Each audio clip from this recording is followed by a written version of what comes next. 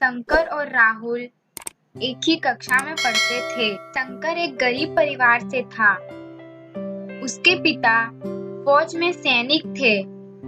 जब शंकर मात्र 2 वर्ष का था, तभी उसके पिताजी सीमा पर शत्रुओं से युद्ध करते हुए शहीद हो गए थे।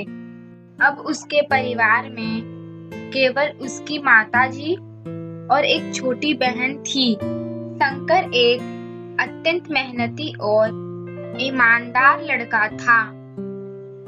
वो पढ़ाई में भी बहुत होशियार था और अक्सर विभिन्न परीक्षाओं में सर्वाधिक अंक प्राप्त करता था।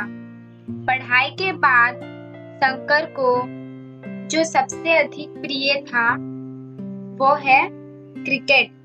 शंकर अपने विद्यालय की क्रिकेट टीम का सर्वश्रेष्ठ बल्लेबाज था। इस वर्ष उसके प्रदर्शन के कारण ही उनके विद्यालय की टीम ने अंतर विद्यालय क्रिकेट टूर्नामेंट जीता था। शंकर को टूर्नामेंट का सर्वश्रेष्ठ खिलाड़ी आंका गया एवं उसे पुरस्कार स्वरूप एक कीमती बैट प्रदान किया गया था। शंकर को अपनी क्रिकेट बैट अपनी जान से भी अधिक प्यारा था। वो किसी को अपना बैट छूने नहीं देता था। राहुल शंकर का बहुत अच्छा दोस्त था। वो अपनी सारी बातें राहुल को बताता था। एक दिन राहुल अपने स्कूल के दोस्त सोहन से मिलता है।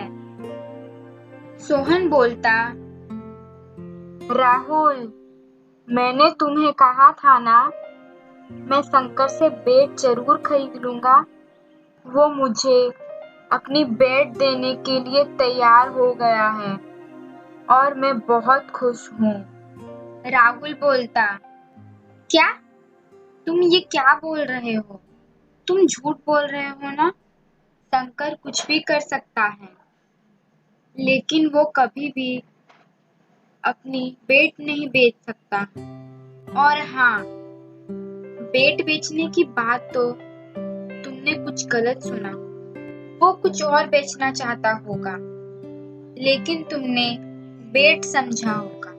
सोहन बोलता, नहीं, उसने मुझे बैट बेचने की बात ही की और मैं गलत हो ही नहीं सकता, क्योंकि मैंने अच्छी तरह से सुना था। एक और बात, बैट खरीदने के लिए मैं उसके पास नहीं गया था, बल्कि बैट बेचने के लिए वो खुद मेरे पास आया था। राहुल दौड़ते हुए शंकर के घर पहुंचता और बोलता, शंकर, क्या ये सच है? तुम अपनी बैट बेच रहे हो? शंकर बोलता, हाँ, मैंने अपनी बैट सोहन को बेच दी है। तुम ऐसा क्यों कर रहे हो शंकर? कल तक तो तुम इस बैट को किसी को छूने नहीं देते थे, लेकिन अब तुम इसे सोहन को बेच रहे हो। शंकर बोलता, मेरे हालात ही ऐसे हैं। तुम मेरे हालात को नहीं समझ पाओगे।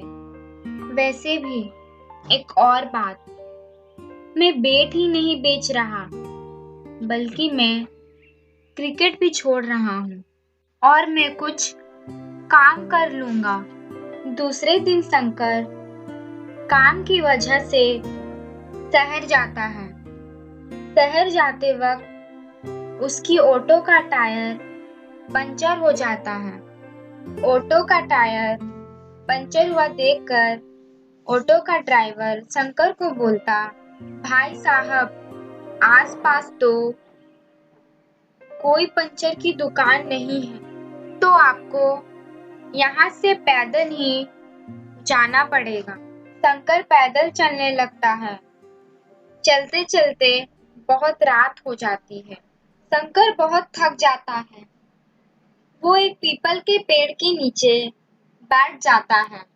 शंकर वहां बैठकर अपनी बैट और क्रिकेट के बारे में सोच रहा था। अचानक से एक बूढ़ी औरत आती हुई शंकर को दिखाई देती है। शंकर उस बूढ़ी औरत से पूछता, माँ जी, आप इतने घने जंगल में यहाँ क्या कर रही हैं? बूढ़ी औरत बोलती, बेटा, अब मैं तुम्हें क्या बोलूं? मेरे बेटे और बहू मुझसे तंग आ जाने के कारण मुझे यहाँ इस घने जंगल में छोड़ गए। शंकर भी अपने बारे में सारी बातें उन्हें बताता है। शंकर की बातें सुनकर बूढ़ी औरत बोलती है, बेटा, तुम एक बात हमेशा याद रखना, कुछ भी हो जाए अपने सपनों को कभी भी मत छोड़ना, और उस सपनों को तो कभी मत छोड़ना जो सपने को तुम हकीकत बना सकते हो। बूढ़ी औरत बोलती, मैं तुम्हें कुछ दूंगी, तुम उसे लेने से मना मत करना। बूढ़ी औरत उसे एक बैट देती है और बोलती, बेटा, मुझे ये बैट जंगल में मिली थी। मैंने सोचा ये मेरे कुछ काम आ जाएगा, लेकिन ये मेरे किसी काम का नहीं, लेकिन तुम्हारे काम की है। तुम मुझे वादा करो कि तुम क्रिकेट नहीं छोड़ोगे। शंकर का फोन बजता है। शंकर फोन उठाता। शंकर की माँ बोलती, बेटा, तुम घर आ जाओ, तुम्हें क्रिकेट टीम में चुन लिया गया है। तुम घर आ जाओ बेटा, सब ठीक हो गया है। शंकर बैट लेकर घर चला जाता है। फिर वो बूढ़ी औरत गायब हो जाती है।